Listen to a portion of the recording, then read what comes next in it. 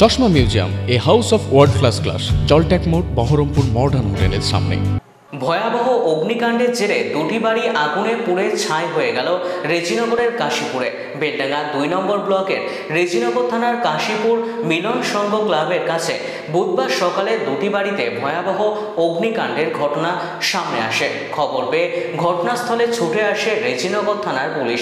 তারপরেই দমকলকে খবর দেওয়া হয়। দমকল এসে স্থানীয়দের সহযোগিতায় আগুন নিয়ন্ত্রণে আনে। ততক্ষণে পুড়ে ছাই হয়ে যায় বাড়ির সমস্ত কিছু। খবর পেয়ে বিডিও তুহিন কান্তি ঘোষ পঞ্চায়েত সমিতির অভিভাবক আতাউর রহমানকে সঙ্গে নিয়ে ঘটনাস্থলে পৌঁছে পরিবারগুলিকে আর্থিক সহায়তা প্রদান করেন।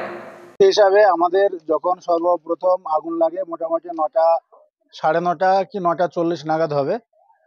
তো কোনো কারণবশত হয়তো শর্ট সার্কিট থেকেও হতে পারে। তো আমরা ততদূর জানা নেই কিভাবে আগুনটা লেগেছে। যাক, আগুনটা লেগেছেই এ বাড়ি ও বাড়ি দুটো বাড়িতে, এবং একটা আমাদের।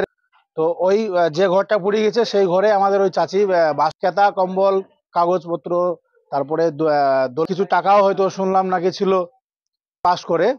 চারিদিকটা ঘর, আবাস যোজনা ঘর এখনো পাননি। আগুন আমাদের পাড়া সেই সমস্ত লোকের মাধ্যমেই আমরা আগুনটা নিয়ন্ত্রণে এনেছিলাম। তৎপরতায় ফায়ার ব্রিগেড আসলো, কিন্তু অনেক লেট। আর সাধারণত এখান থেকে বেলডাঙ্গা 15,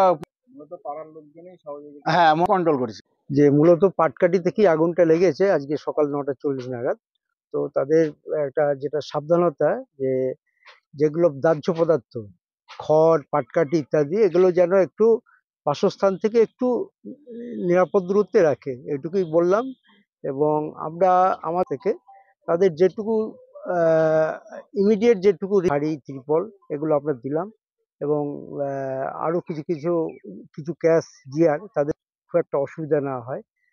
এটা খুবই দুর্ভাগ্যজনক যেভাবে আগুনটা তাদের এখানে পাশাপাশি দুটো বাড়িতে পুড়ে গেছে দেখলাম।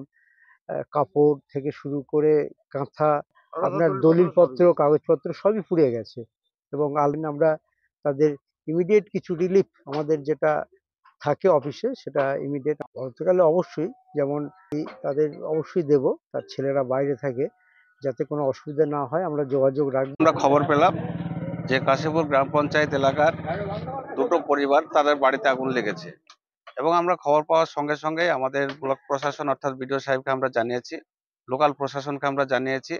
লোকাল প্রশাসনের পক্ষ থেকে ফায়ার ব্রিগেড এসে আগুন নিয়ন্ত্রণে নিয়ে আসে, এবং এই এলাকার মানুষ, সমস্ত জনসাধারণ, তেনারাও যথেষ্ট সহযোগিতার মধ্য দিয়ে আগুনটাকে সত্যি আমরা এলাকা কাশীপুর গ্রাম পঞ্চায়েত সহ এবং পঞ্চায়েত সাধারণ তিনি খবর পাওয়ার সঙ্গে সঙ্গে তেনার পক্ষ থেকে তিনি নিজে উপরের পাশে থাকার জন্য ডিএম কিট সহ যেটা দেওয়া হয় সেটা তেনার পক্ষ থেকে দিয়েছে। তাই এলাকার একজন নাগরিক হিসাবে দিত যে আজকের এই দুটো যে ফ্যামিলি তেনারা যে ক্ষতিগ্রস্ত হয়েছে তাদের পক্ষ থেকে এলাকার জনপ্রতিনিধি হিসাবে এই কাশীপুর গ্রাম পঞ্চায়েতের আমার দুজন মেম্বার আছেন, কর্মদক্ষ আছেন, পঞ্চায়েত সমিতির দলনেতা সহ অল টিম আমরা এখানে উপস্থিত পরিমাণ দেখলাম।